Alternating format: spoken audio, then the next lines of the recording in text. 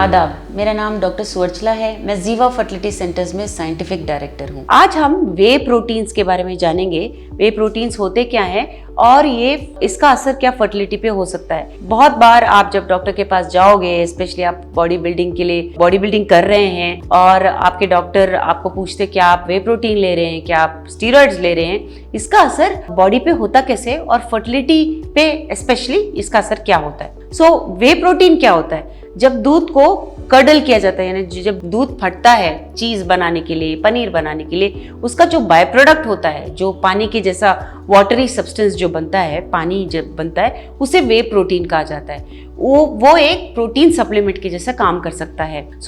ये वो वे प्रोटीन आपके फर्टिलिटी पे असर दिखाता है या नहीं, इसके लिए बहुत सारे स्टडीज किए गए। पहले तो जानवरों पे स्टडीज किए गए हैं। चूहों में, माइस में अक्सर ये एक्सपेरिमेंटल स्टडीज होते हैं। चूहों में देखा गया है कि अगर सिर्फ वे प्रोटीन्स दिए जाए तो ना टेस्टोस्टेरोन लेवल पे कुछ असर पड़ता है, ना स्पर्म प्रोडक्शन पे असर पड़ता है। इसका मतलब क्या है? वे प्रोटीन्स का कोई असर नहीं होता है फर्टिलिटी पे। ये स्टडी ह्यूमन बींग्स पे किया गया, मतलब इंसानों में भी किया गया, स्पेशली बॉडी बिल्डर्स में जो वे प्रोटीन ले रहे थे। ये 2019 की साउथ ऑस्ट्रेलियन साइंटिफिक ग्रुप ने स्टडी कंडक्ट किया हुआ है कि जब वे प्रोटीन बॉडी बिल्डर्स ले रहे थे जिसमें कोई एडिटिव सप्लीमेंट्स नहीं थे, तो उनके टेस्टोस्टेरोन लेवल्स भी नॉर्मल थे और उनका स्पर्म प्रोडक्शन भी ठीक था। लेकिन जब ये स्टडी दूसरे बॉडी बिल्डर्स में किया गया जो वे प्रोटीन सप्लीमेंट्स के साथ ले रहे थे, स्पेशली एनाबॉलिक स्टीरॉयड सप्लीमेंट के साथ, तो उनका टेस्टोस्टेरोन लेवल ही नहीं, स्पर्म प्रोडक्शन भी कम था या कभी कभी बिल्कुल नहीं था, यानी अजूस्पर्मिया था। ये होता क्या है? एनाबॉलिक स्टीरॉयड एक सिंथेटिक टेस्टोस्टेरोन है। नॉर्मली जो बॉडी में टेस्टोस्टेरोन तैयार होता है उससे स्पर्म प्रोडक्शन होता है, आपका बॉडी मसल इंक्रीज होता है, एनर्जी लेवल्स होते हैं, सेकेंडरी सेक्सुअल कैरेक्टर्स यानी बॉडी पे बाल आना, फेस पे बाल आना, ये सब टेस्टोस्टेरोन से होते हैं। मगर आपको एक्स्ट्रा एनर्जी चाहिए, ज्यादा मसल्स बनाने,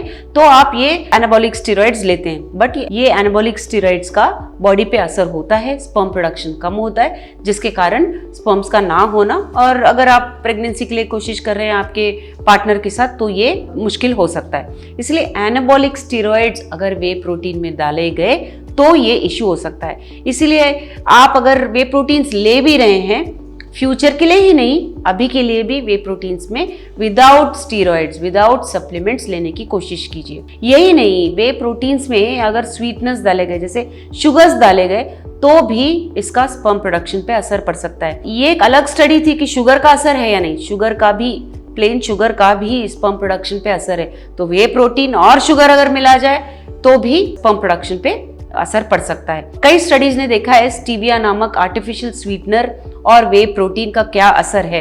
तो अभी तक तो स्टडीज ये हैं कि अगर स्टीविया डाला गया है वे प्रोटीन्स में तो स्पर्म प्रोडक्शन, टेस्टोस्टेरोन पे असर नहीं होता है।